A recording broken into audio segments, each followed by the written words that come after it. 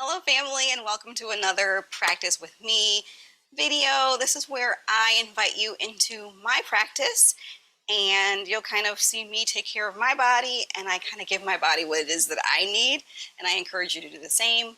Today is going to be sort of a yin inspired, or mostly yin practice. There'll be a couple things probably that won't be, but and today I actually planned what I wanted to do. I don't normally do that, but with yin, I feel like for me, sometimes I like to just plan it out.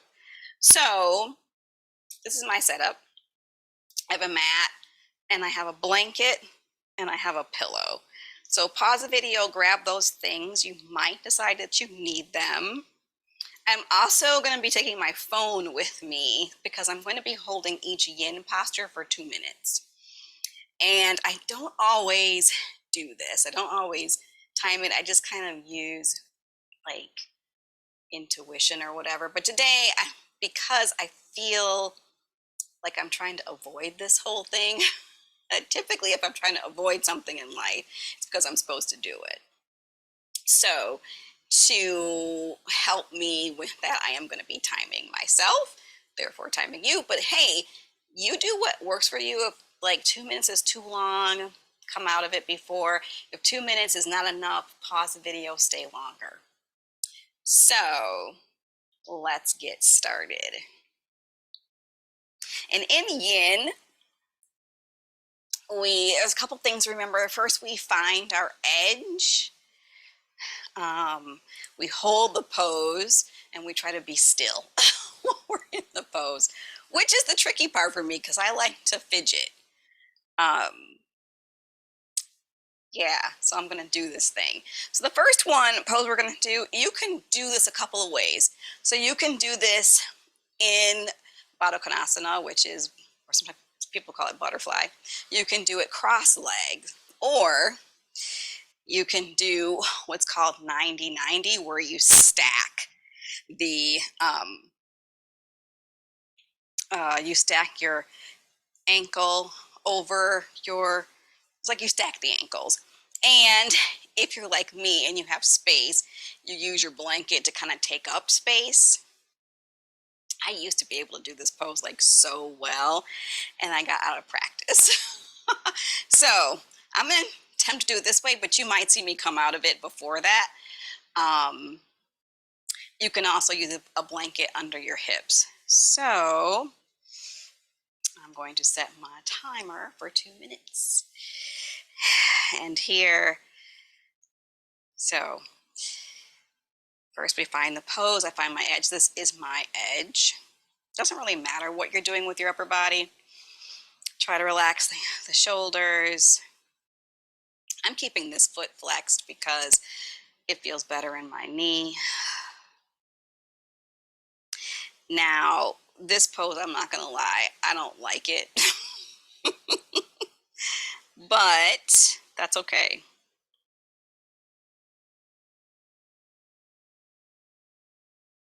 So again, I talked about avoiding. Sometimes you avoid stuff you don't like, right? Um, but right now I feel like avoiding this pose probably isn't the best choice for me. So I'm going to not avoid. And as I'm finding my edge, I feel like I can release a little bit. So I'm going to just release, make this a little bit smaller and lean into it more. So finding your edge is kind of, it's not pain. You might feel, this sort of medium strong sensation. You don't want, if you're going, if you looked from a 1 to 10, 1 being like nothing at all and 10 being like, whoa, that's too much. You want to work at about a 4, somewhere between a 4 and a 5. Don't really want to even go to 7 or 8 because you want to sustain it.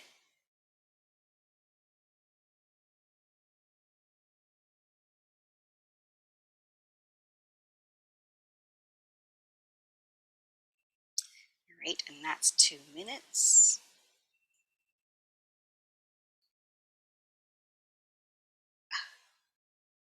So, to come out, I'm gonna support my leg and extend both legs. Now, if I had more time, I probably would do 2 minutes, sorry, 3 minutes.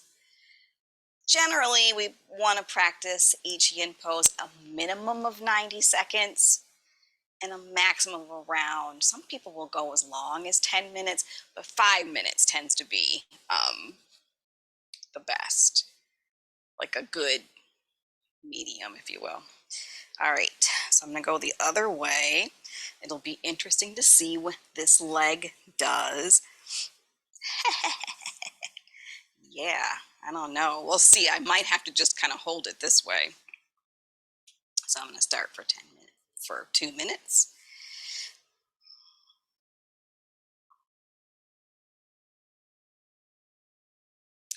And in your yin postures, you don't really have to give a lot of muscle energy. It's more like allowing the body to let go.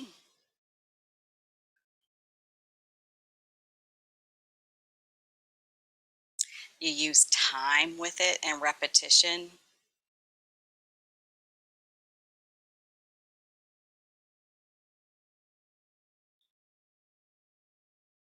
I think another thing I could do here is to kind of make it more like this, and this is farther away, and take it as a forward bend. Generally, in a yin practice, we don't necessarily warm up either.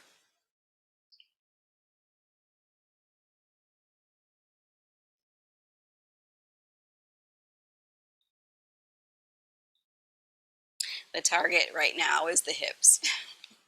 I'm going to move it a little bit farther away so I can come in deeper. This is kind of a more effective way for me to work my edge right now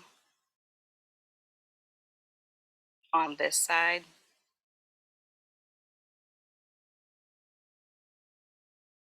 So still reminders to loosen the jaw, loosen everything that you can.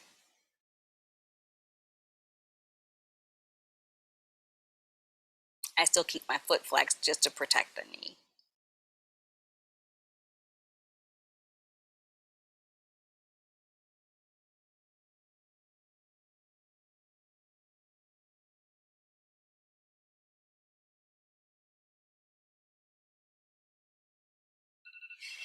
And that's 2 minutes. So I slowly walk up and extend the legs. It's like, it's not uncommon to kind of feel fragile after holding yin postures. The next one is going to be, in yin, it's called caterpillar. It's actually just a forward fold. So I'm going to show you from the side, I think. Now, I could, and I might, put a little bit of padding under my hips just to lift them. It kind of helps the hips roll forward instead of rolling back. So I'm going to sit on the front edge. And then what you can do is you can use a pillow if you wanted to kind of, to kind of close the gap here.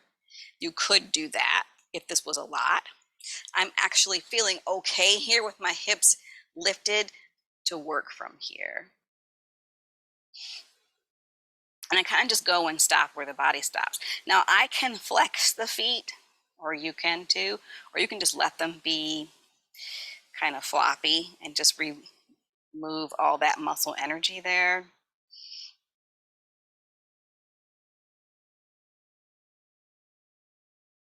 It's a really good time to just be with the breath.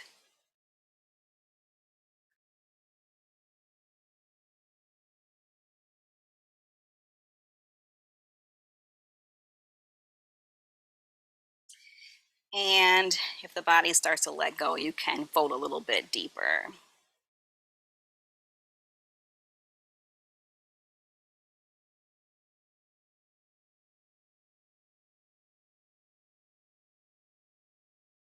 My biggest struggle is fidgeting because I tend to fidget and wiggle. It's another way to avoid, right? So I'm trying right now to not avoid.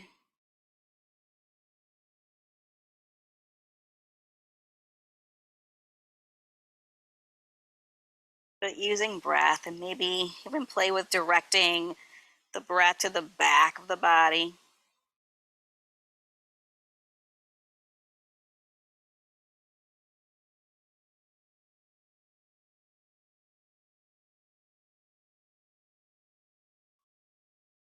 I can come a little bit deeper here. You can hold on to your feet or not, or ankles. It's up to you, or like if that's available.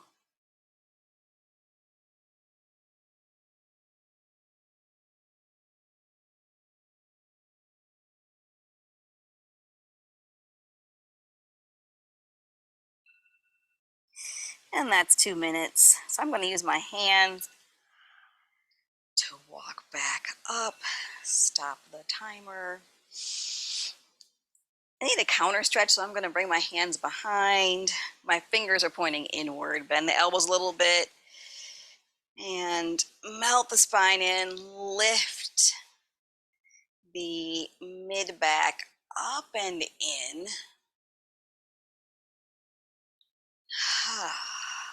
And release.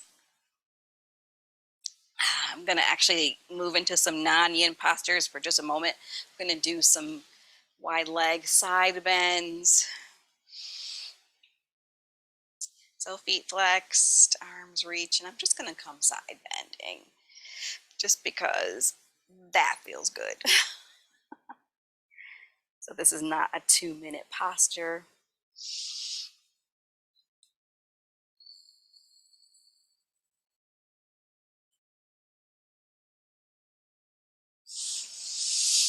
And I'm going to actually also give myself a little twist because that feels good. Going to right first, just gently because I've worked my spine a lot. So I'm not going to really go too far. And to the other side.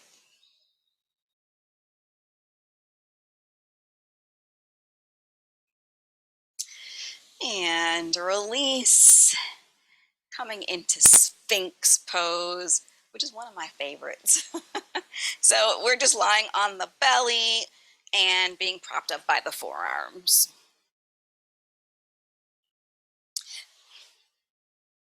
Make sure my timer's there. And just holding here.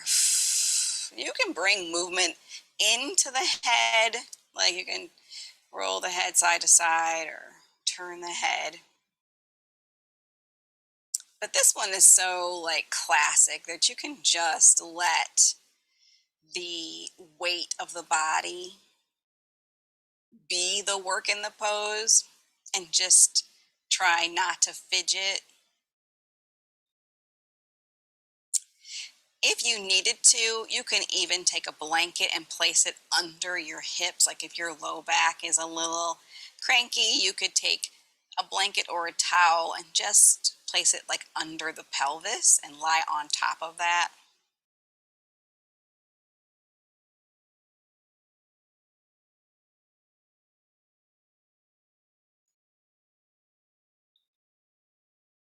If it felt good, you could contract the glutes or the thigh muscles without really moving them. It's like tiny micro movements that can help to sort of change the feeling in the pose. You feel different supports that way.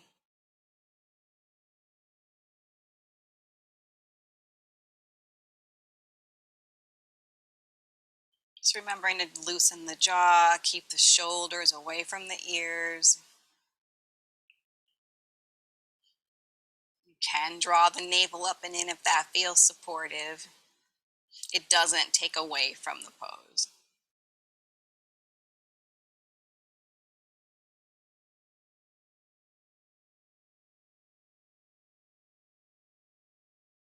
Close your eyes or open them, whatever feels right for you.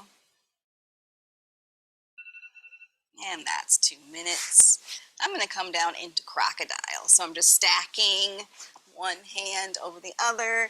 I'm just going to rest my forehead down.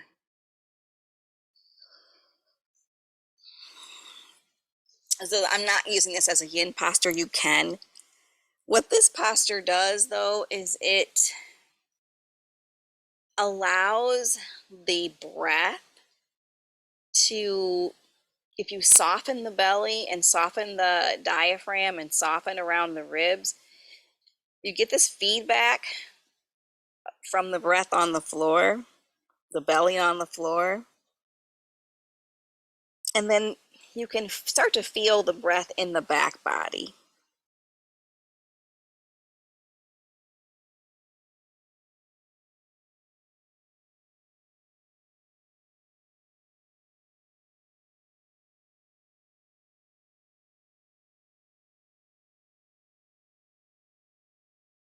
All right, final pose is Supta Baddha Konasana, or reclining butterfly pose. So we lie on the floor, bring the soles of the feet together, and let the knees open. So from here, if you needed to, you could put blankets or pillows underneath your knees. You can bring your heels in quite close. You can take your heels farther away, but wherever that edge is for you, you stop there. And then just stay in the pose. So find the edge, be in the pose, find stillness.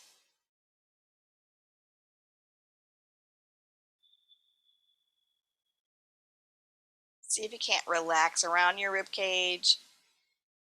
Relax the diaphragm so that when you breathe in, the diaphragm can descend, and it feels like the breath goes toward the belly. And then when you breathe out, the navel can draw in, the diaphragm gently lifts, and the breath flows out.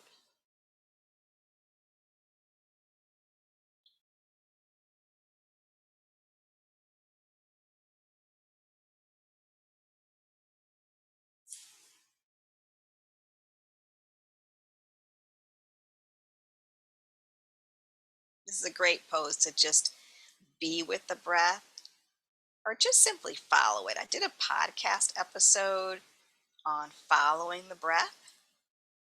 I have a podcast, if you didn't know. It's called Yoga and Yum. It's on Spotify and Apple. Check it out. This is a great pose just to be with the breath.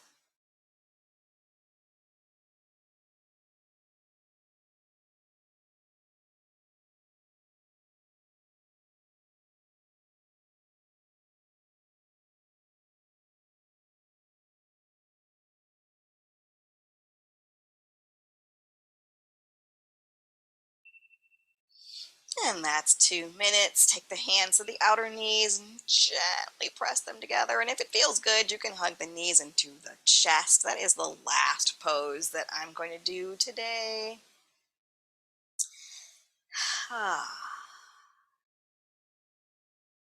If you're looking for longer yin practices, coming all the way to sitting, check out my gentle yoga class package. It's a video package. It's 11 classes for $47, which you have lifetime access to.